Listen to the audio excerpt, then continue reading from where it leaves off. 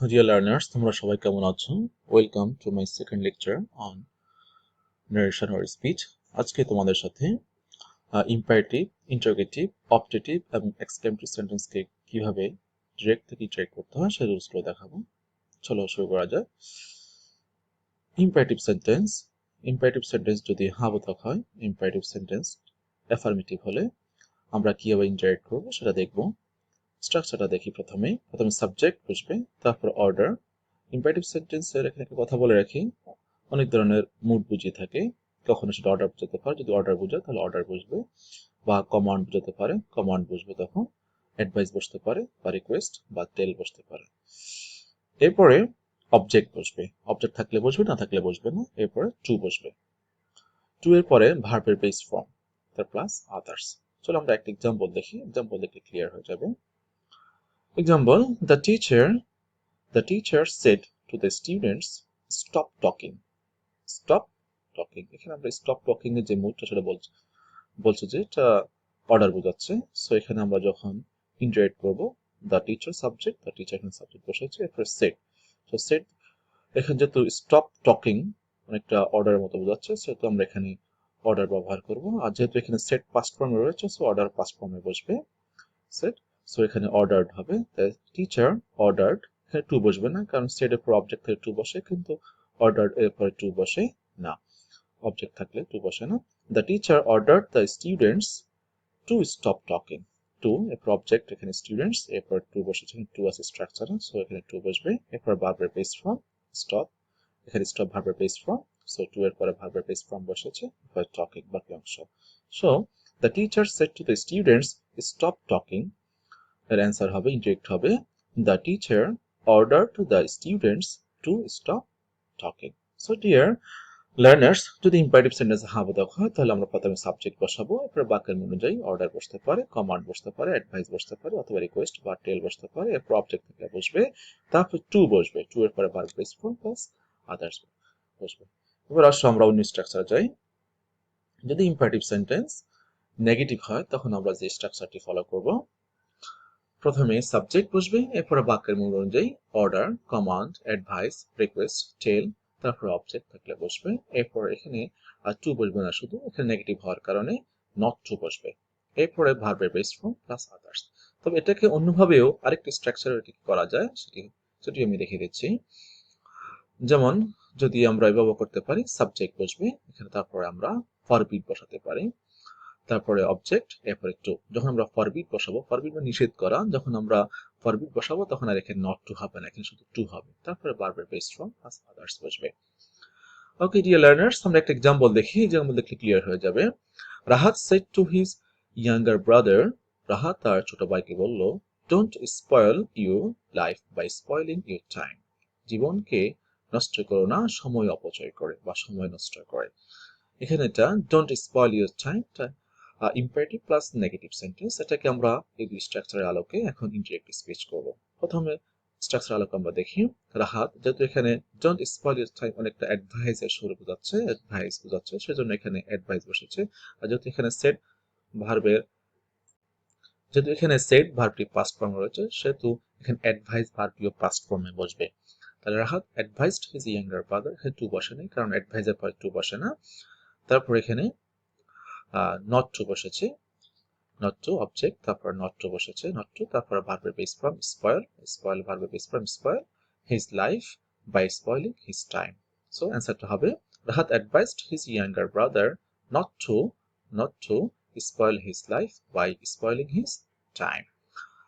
আমরা পরে স্ট্রাকচার অনুযায়ী দেখি। এরপর আমরা এভাবে করতে পারি, এই স্ট্রাকচার অনুযায়ী রাহাত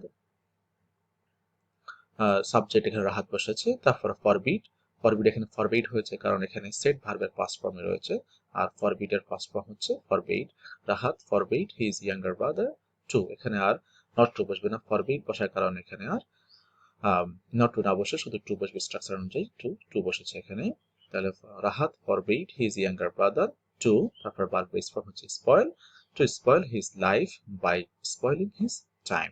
সো অ্যান্সারটা হবে, Rahat forbade his younger brother to spoil his life by spoiling his time. So dear viewers, আমরা যদি ইম্পারেটিভ সেন্টেন্স নেগেটিভ হয় তাহলে সেটাকে নেগেটিভ করতে হলে আমরা সাবজেক্ট তারপরে অর্ডার বা কমান্ড বা অ্যাডভাইস বা রিকোয়েস্ট বা টেল বসাতে পারি, তারপর অবজেক্ট বসবে, এরপর নট টু বসবে, তারপর verb base form plus others বসবে। আর যদি আমরা ফরবিট দিয়ে করি তাহলে সাবজেক্ট পরে ফরবিট বসবে, এরপর অবজেক্ট, অবজেক্ট পরে টু বসবে, ফরবিট বসালে আর নট টু বসবে না, তারপরে verb base form plus others বসবে। ওকে, আমরা সেকেন্ড রুলের দিকে যাই। এরপরে ইম্পারেটিভ সেন্টেন্স যদি লেট যুক্ত হয় তাহলে আমরা কিভাবে করব? লেট যুক্ত হলে আবার দুইভাবে করা হয়। যদি লেট দ্বারা প্রপোজ বা সাজেশন বোঝায় বা প্রস্তাব বোঝায় তখন, অথবা লেটস বা লেটার্স দ্বারা শুরু হলে আমরা এই স্ট্রাকচারটি ফলো করব।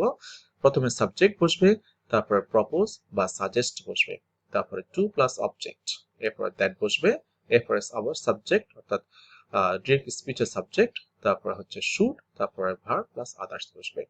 এর এক্সাম্পল দেখি তাহলে ক্লিয়ার হয়ে যাবে। My friend shed to me, আমার বন্ধু আমাকে বলল, let us arrange a picnic, চলো আমরা একটা পিকনিক আয়োজন করি। এটা এখানে প্রপোজ বোঝাচ্ছে বা পরামর্শ বোঝাচ্ছে। এক্ষেত্রে আমরা এই স্ট্রাকচারটি ফলো করব।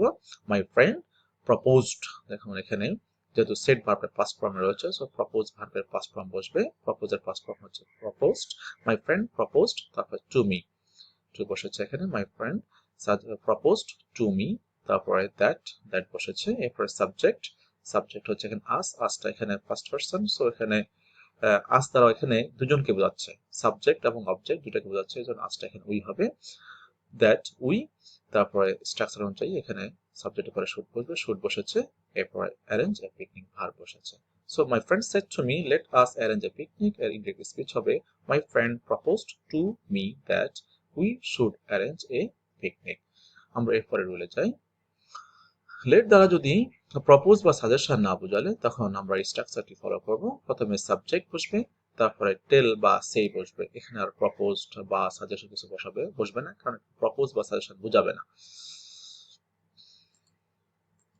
এরপরে দ্যাট অবজেক্ট বসবে, অবজেক্টের পরে দ্যাট বসবে, দ্যাটের পরে সাবজেক্ট বা এরপরে সাবজেক্টের পরে মাইট বা মাইট বি অ্যালাউড টু, আমরা মাইট বসাতে পারি অথবা মাইট বি অ্যালাউড টু বসাতে পারি, তারপরে ভার্বের base form plus others.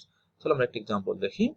I said to him, আমি তাকে বললাম, লেট মি গো নাও। এখানে কিন্তু লেট মি গো নাও দ্বারা প্রপোজ বা সাজেশন কিছু বোঝাচ্ছে না, এই জন্য আমরা এই স্ট্রাকচারটি ফলো করব। এর অ্যান্সার হবে প্রথমে আই, তারপরে সেড, সেডের পরিবর্তে টোল্ড বসেছে, আই টোল্ড হিম, সেডের পরে টু বসে কিন্তু টোল্ডের পরে টু বসে না, যেহেতু এখানে সেড পাস্ট ফর্মে বসেছে এই জন্য এখানে টেলের পাস্ট ফর্ম টোল্ড বসেছে।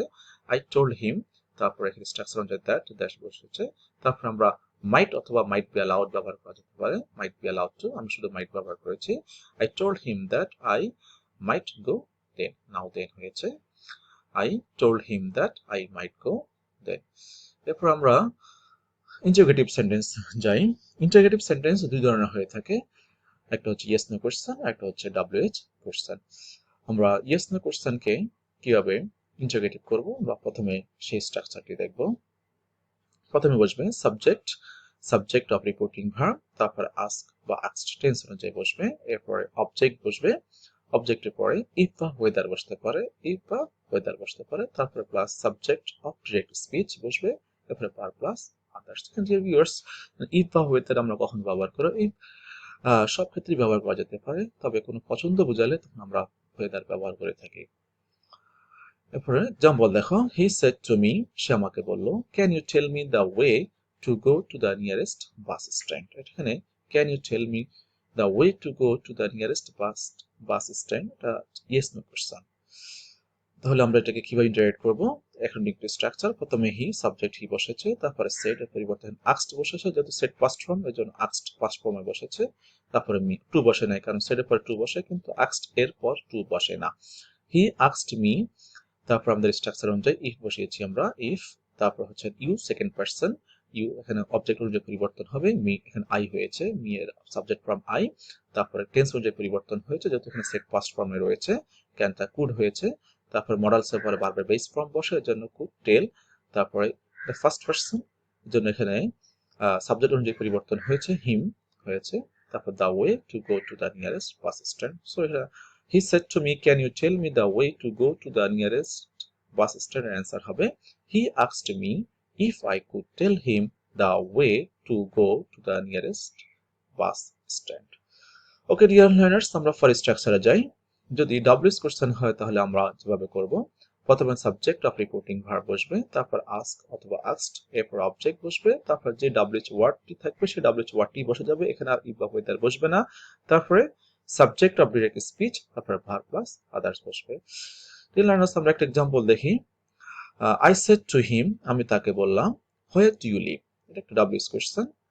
সো এখানে আমরা এটাকে ইনডাইরেক্ট করবো এভাবে, আই বসেছে এখানে, সেড পাস্ট ফর্ম, আস্কড বসেছে, আই আস্কড, তারপর the man, I asked the man, এরপর এখানে যে ডাব্লিউএইচ ওয়ার্ডটা আছে সেটা বসে যাবে, আই আস্কড। এখন আমাদের according to structure, I asked the man, তারপর হোয়ার বসেছে, তারপর এখানে ইউটা সেকেন্ড পারসন, অর্থাৎ দ্য ম্যান অবজেক্ট পরিবর্তন হবে, দ্য ম্যানের পরিবর্তন হি বসেছে, তারপরে লিভের পাস্ট ফর্ম লিভড হয়ে গেছে, এখানে ডু ডাজ আর বসবে না।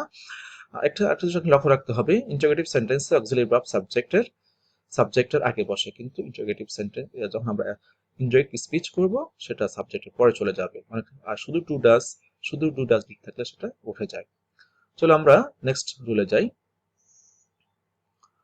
অপারেটিভ সেন্টেন্সকে আমরা কিভাবে ইনডাইরেক্ট করব, প্রথমে সাবজেক্ট বসবে, তারপর উইচ বা প্রে বসবে, এরপর দ্যাট বসবে, এরপরে সাবজেক্ট বসবে, এরপরে মাইট, তারপরে মেইন ভার্ব, তারপরে ভার্ব প্লেস, মেইন ভার্বের প্লেস ফর্ম, তারপর আদার্স বসবে।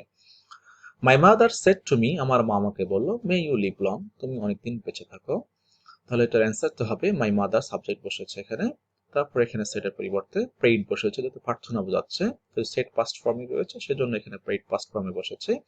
মাই মাদার প্রেইড দ্যাট, এখানে আর টু মি বসে নাই, মাই মাদার প্রেইড দ্যাট বসানোর প্রয়োজন নেই, মাই মাদার প্রেইড দ্যাট, তারপর কনজাংশন দ্যাট বসেছে, তারপর হচ্ছে আই, ইউটা এখানে অবজেক্ট, মি এর সাবজেক্ট ফ্রম আই বসেছে, তারপরে মে মাইট সাবজেক্টের পরে বসেছে, স্ট্রাকচার অনুযায়ী সাবজেক্টের পরে মাইট বসবে, মাইট বসেছে এখানে, তারপরে লিভ লং, মাইট হচ্ছে মডেলস পরে ভার্বের বেস ফর্ম বসে। So my mother prayed that I might live long. My mother said to me, may you live long, এর অ্যান্সার হবে my mother prayed that I might live long. Okay learners, আমরা for স্ট্রাকচারে যাই। Exclamatory সেন্টেন্সকে আমরা কিভাবে indirect speech করব, indirect narration করব। প্রথমে subject of reporting ভার্বের সাবজেক্ট বসবে, তারপর এক্সক্লেইম বসবে, অন্যান্য ভার্ব বসতে পারে মুড অনুযায়ী, তো এক্সক্লেইমটাই বেশি ব্যবহার করা হয়। তারপরে এক্সক্লেম সেন্টেন্সের অনেকগুলো মুড থাকে, যদি আনন্দ বোঝায় তাহলে উজ্জয় বসবে, দুঃখ বুঝালে উৎসর বসবে, তারপর ইনগ্রিপ, দুঃখ বুঝালে ইনগ্রিপ বসতে পারে, লজ্জা বুঝালে উৎসেইম বসতে পারে, হতাশা বুঝালে ইন ফ্রাস্ট্রেশন বসতে পারে, বিস্ময় বুঝালে ইন ওয়ান্ডার বসতে পারে। এরপরে বসবে দ্যাট, তারপর হচ্ছে সাবজেক্ট অফ ডিরেক্ট স্পিচ, এরপরে ভার্ব প্লাস ভেরি বা গ্রেট বসবে, তারপর আদার্স। এক্সাম্পল দেখি তাহলে ক্লিয়ার হয়ে যাবে আমাদের কাছে। He said to the man, সে মানুষটিকে বলল, হোয়াট এ ফুল ইউ আর, আপনি কতই না বোকা বা তুমি কতই না বোকা। তাহলে এটার ইনডাইরেক্ট স্পিচ হবে, হি বসেছে এখানে সাবজেক্ট হি, তারপর সেড পাস্ট ফর্ম রয়েছে, এজন্য এখানে এক্সক্লেইম পাস্ট ফর্ম বসেছে, হি এক্সক্লেইমড, তারপর উইথ ফ্রাস্ট্রেশন, এখানে অনেকটা উইথ বসানো যাবে বা ইন বসানো যাবে, উইথ ফ্রাস্ট্রেশন বা in frustration, he exclaimed with frustration বা ইন ফ্রাস্ট্রেশন, সে হতাশা নিয়ে বলল যে, দ্যাট, তারপর স্ট্রাকচার অনুযায়ী দ্যাট বসেছে, এরপরে সাবজেক্ট দ্য ম্যান, এখানে দ্য ম্যান কেন বসেছে, হোয়াট এ ফুল ইউ আর, এখানে ইউ বলতে দ্য ম্যানকে বোঝাচ্ছে, এই জন্য এখানে ইউ এর পরিবর্তে এখানে অ্যান্সারে দ্য ম্যান বসেছে। He exclaim with frustration that the man, তারপরে ভার্ব এখানে ইজ ছিল, ওয়াজ ছিল, এটা first form am is are was আর হয়ে যাবে, যেহেতু দ্য ম্যান সিঙ্গুলার এই জন্য ওয়াজ বসেছে, ওয়াজ এ, তারপরে আর্টিকলস এ বসেছে, এরপরে আমাদের স্ট্রাকচার অনুযায়ী ভেরি বা গ্রেড বসে, যেহেতু নাউনের সাথে গ্রেড বসে জন্য এখানে গ্রেড বসেছে। তাহলে অ্যান্সারটা হবে, he exclaimed with frustration that the man was a great fool, the man was a great fool. So dear learners, যদি এক্সক্লেম সেন্টেন্সকে আমরা ইনডাইরেক্ট করি তাহলে সাবজেক্ট বসবে, সাবজেক্ট অফ রিপিটিং ভার্ব বসবে, এরপর বাক্যের এক্সক্লেইম বসবে, এরপর মুড অনুযায়ী উইথ জয় বা উইথ সরো বা ইন গ্রিফ বা উইথ শেম বা ইন ফ্রাস্ট্রেশন বা উইথ ফ্রাস্ট্রেশন বা ইন ওয়ান্ডার বা উইথ ওয়ান্ডার, তারপরে প্লাস দ্যাট, এরপর সাবজেক্ট অফ ডিরেক্ট স্পিচ, এরপরে ভার্ব, এরপরে ভেরি বা গ্রেট, তারপরে বাকি অংশ বসে। And he said to the man, what a fool you are. The answer to হবে, he exclaimed with frustration that, but in frustration that the man was a great fool. Dear learners, today up to this, thank you all for watching the video. Allah Hafiz.